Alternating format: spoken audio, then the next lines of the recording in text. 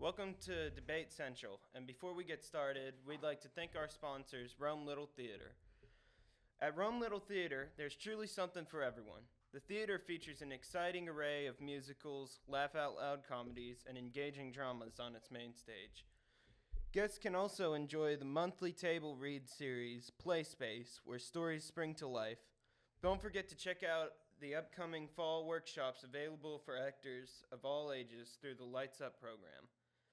If you're looking to get involved and fuel your passion for the arts, visit RomeLittleTheater.com for tickets, volunteer opportunities, and more information.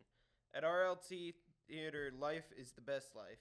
We'd also like to thank our sponsors, Rome Area Council for the Arts, MJ Chrism at Hardy Realty, China Max, River City Bank, Georgia Highlands College, and Food Lion. My name is Jayla. My name's Brianna. And today we're going to be having a debate about whether or not you should get back with your ex-boyfriend. And today we have a special guest. My name's Katie. And Katie, what do you think about getting back with your ex relationships? I think it depends all on circumstances and situations that happened. Whether or not there were bad things that went on between the two individuals, how much growth has happened between the individuals. There's a lot that plays into it, like a whole lot. Okay, and do you think it's healthy? Sometimes. Maybe, maybe not. If, potentially. If you're in the right situation. If it's the right situation. Right. Okay. Jayla, what do you think about it? No. No? Yeah, just straight no. I agree with you. I think it's not healthy going back to an ex relationship due to the fact it's an ex for a reason. Right, but what if there was no reason? What if it just happened because of stupidity? Well, then that was the reason it should have ended. Like you Because said. the person broke up with him because they were dumb? Yep. I'm saying, you break up with somebody and then you realize, oh, why did I even break up with them? Whatever. Say it's because the person wants to be free and is too immature to settle down. Comes back around and both people are mature and they try again and it works out. What then? I feel like it could work, but there would always at least be that setback that you guys had. And you guys might move on from it or it might come up eventually back into the relationship. Right. Either a few months, few weeks, few years, but it will come back up into the relationship. The conflict of the relationship ending? Like that coming back up into the relationship? Yeah. What do you think about what I had to say? I get what you're saying, but I guess based off of my experiences, I wouldn't because they can say they changed and you can see it, but then it's like that one day out of nowhere. They just go back to that same person they were before. And I just feel like it's not. Okay, imagine if you were the person that needed to change them and like you actually did. Then what? Like what if you were the problem? Well, if you were the problem and you actually made the change, I guess it just relies on how you act towards them.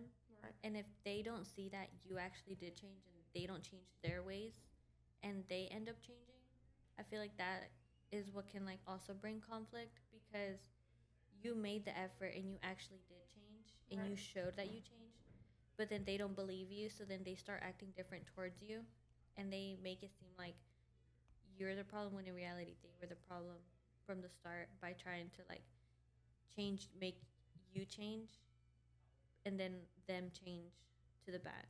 Right. Right. Because I relate to what Jayla was saying. I've had problems happen in the past where they change, they tell me that they did, couple months, couple weeks go by, and then I start seeing that they go back to their old ways, and then that's where you just have to cut them off. You know? I'm like on the opposite end of the story. Like, I was the problem, like, really bad. Like, really, really bad. Perfect relationship, storybook relationship. And then it just, poof, out of nowhere. I went on, had my little fun because I was young and stupid, and then realized, that was a really dumb decision. And I mean, I get what you meant by, like, they see that you changed, but they don't want to, like, accept it and believe it. And then they end up becoming the bad guy, I guess, in the situation. Like, I really understand that. But, like, the psychological factor to it, the trust has to be built back, I feel like, for them to want to act the way that they did before. Like, you were with someone and they had their walls down and they were completely overly in love with you and all of these things, thought you were going to get married, and then you do something insanely bad, and then they have a wall up now, and you have to, like, chip away at it slowly to get that person back. So it's not like they're changed into a bad person, they're just not as trusting in you than they were the first time around. True. Does that make sense?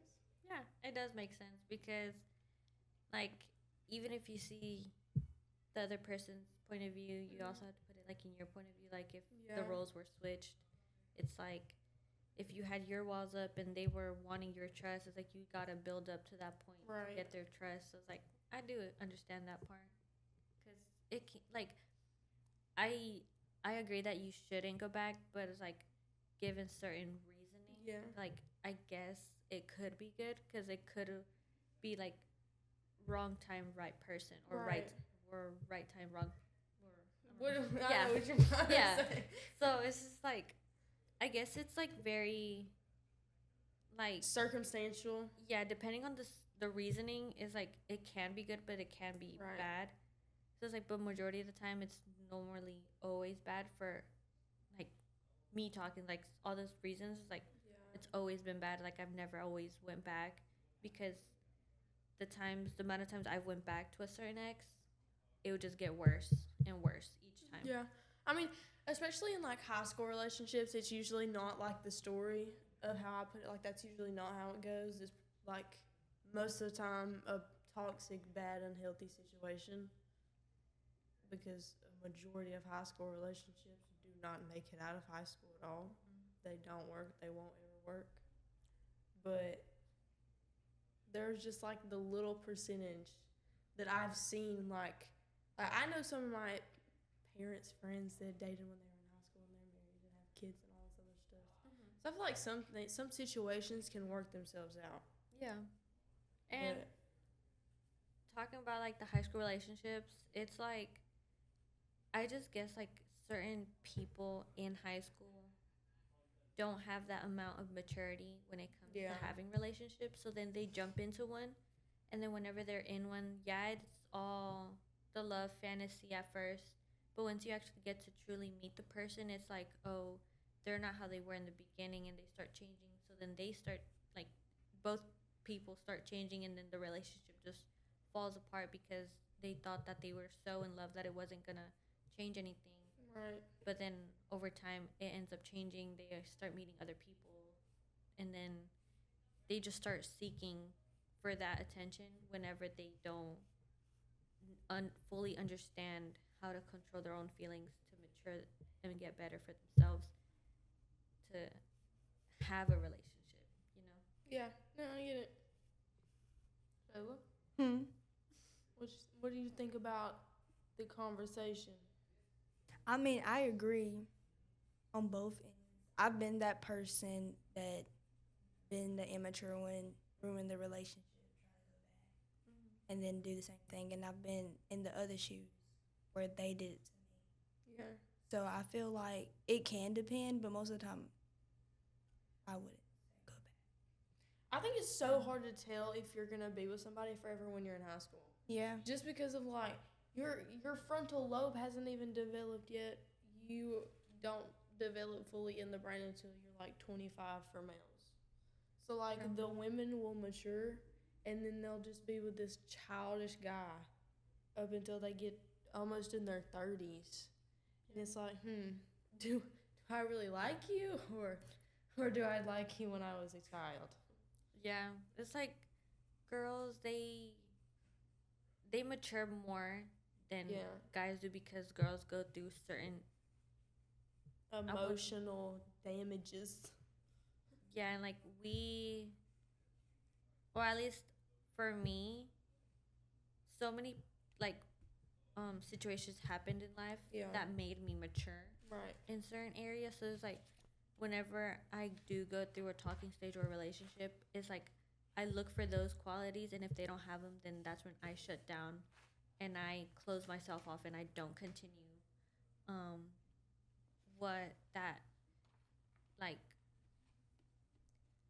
I just don't continue that relationship because I feel like it's not something that I should be wasting my time on or wasting the other person's time on, and I just You practically know your worth and know what you need. We're just so much more in tune with our emotions too. Like, women are so much more emotionally intelligent than men. It's crazy.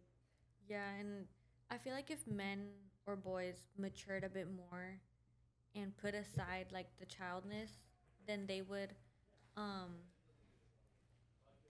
put stuff more effort into relationships than just being childish and not putting in the effort in a way, you know. Right.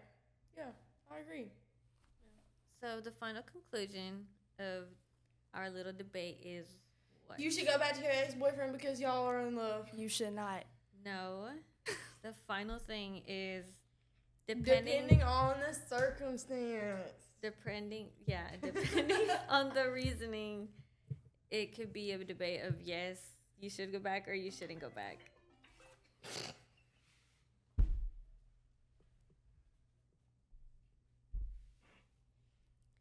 Okay, and this concludes our podcast of Debate Central.